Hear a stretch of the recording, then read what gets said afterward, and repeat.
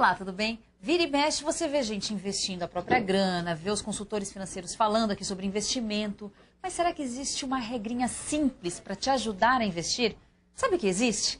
Tanto é que o Mauro Calil, que está aqui ao meu lado hoje, tudo bem, Mauro? Tudo bem. Mauro Calil escreveu um livro que a gente até trouxe aqui no UOL Economia, que é esse, que por acaso se chama A Receita do Bolo. Porque é mais ou menos simples investir, não é, Mauro? É simples. O livro tem esse título, né, justamente para você seguir essa receita e construir o seu próprio bolo. Ô, Mauro, antes de tudo, onde é que a gente encontra seu livro? Só pela internet, no nosso site www.caliuecalil.com.br. Tem um banner, basta clicar nesse banner que te leva para o caminho da compra. Agora, Mauro, qual é a receita do bolo dos investimentos? Tá. A receita do bolo é muito simples. Tem 3 ingredientes. R$10 por dia, 1% de juros ao mês e 30 anos de espera. Peraí, vamos por partes, que eu estou anotando tudo aqui, que eu quero saber essa receitinha, Mauro. R$10 por dia não é uma tarefa muito fácil, né, Mauro? Não, são R$300 por mês. Para algumas famílias é algo pesado. Tá, como é que a gente encontra esses R$10 perdido na casa? Então, esse é o ponto, né? Porque esses R$10 por dia estão na nossa vida, né? A gente tem um capítulo, né, falando do dinheiro a ser investido, aonde consegui-lo, né? Desde as pequenas economias até em receitas adicionais, você encontra R$10 por dia. Então, precisa da ajuda de toda a família, né, Mauro? Da criança, do marido, da mulher, até da empregada, se for o caso. Sim, eu diria que a conscientização financeira, a educação financeira de toda a família é necessária, sim. Ô, Mauro, e um dia que eu não encontrar R$10, eu encontro 5. No dia seguinte eu preciso encontrar 15? Sim, porque senão a receita não funciona nessa forma. Obviamente que você tem variações da receita, tá? Nesses 3 ingredientes, se te faltar um, você precisa aumentar os outros 2 para compensar a falta de um, né? De modo a que, após 30 anos, você chegue ao seu primeiro milhão. Então, o primeiro passo é a gente conseguir encontrar R$10 para poder investir por dia. Por dia. Mais ou menos 300 por mês. 300 por mês. E isso tem que ter um limite na família? Quer dizer, a família tem que ganhar quanto por mês para poder atingir esse valor? Tá ok. Essa é uma ótima pergunta. Eu diria que pelo menos R$1.000 de renda familiar. Renda líquida. Renda líquida. Sempre a gente fala de renda líquida e de juros líquidos. Tá? Por quê? Porque menos do que isso, quer dizer, se uma família ganha um salário mínimo, 500 e poucos reais, R$300 é um absurdo, né? Então não dá para viver realmente, né? E infelizmente existem famílias com essa realidade no Brasil.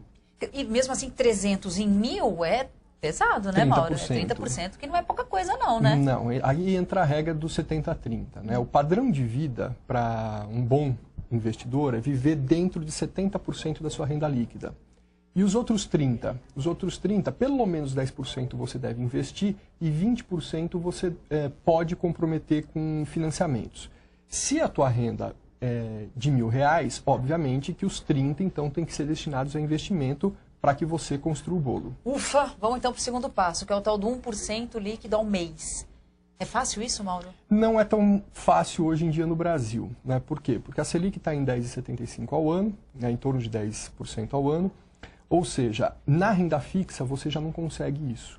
Você vai ter que mesclar pelo menos aí uns 20% de renda variável, né? E nessa renda variável entra um segundo complicador. O que eu coloco de renda variável na minha carteira? Eu vou comprar e vender ações todos os dias? Não, não é assim.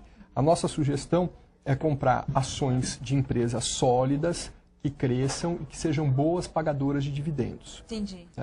A partir de certo momento, com a sua carteira maturada, você pode até ganhar um pouco menos do que 1% ao mês no início, mas depois você supera isso, né, podendo inclusive encurtar o período de 30 anos para 25, 22. A gente pode falar em valores absolutos para jogar na bolsa, Mauro, para poder atingir essa meta? Sei lá, quantos reais por mês colocar na bolsa para poder manter essa meta de R$10 por dia, 1% ao ano, 30 anos? Tá. Os R$300, se você coloca R$300 por mês na bolsa, tá?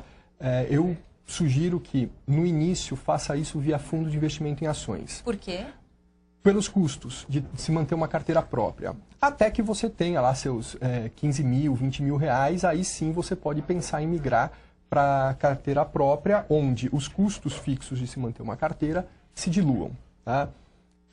A partir desse momento, já é possível que boa parte das suas ações estejam pagando dividendos que você reinvista esses dividendos, portanto, você vai conseguir 1,2%, 1,5% ao mês. Olha, líquido. Isso. Com taxas pagas, imposto de renda zerado. Exatamente. Interessante. E isso de maneira conservadora. Tá? É importante dizer que na Bolsa de Valores você pode ser muito arrojado, mas você pode ser conservador. Até, né? É verdade. Mauri, no final de 30 anos, se eu cumprir esse passo a passo da receita do bolo, o que acontece comigo? Você tem mais de R$1 milhão. Mais de R$1 milhão, a valores de hoje, obviamente. A valores de hoje, sim. Por isso que a gente fala sempre de taxa de juros líquida, tá? Ou seja, livre de inflação e livre de impostos e taxas. Muito bem. Você já conseguiu seu primeiro milhão? Já. E foi com essa regrinha do bolo? Foi antes dessa. Aí você passou o caminho das pedras. Né? Exatamente.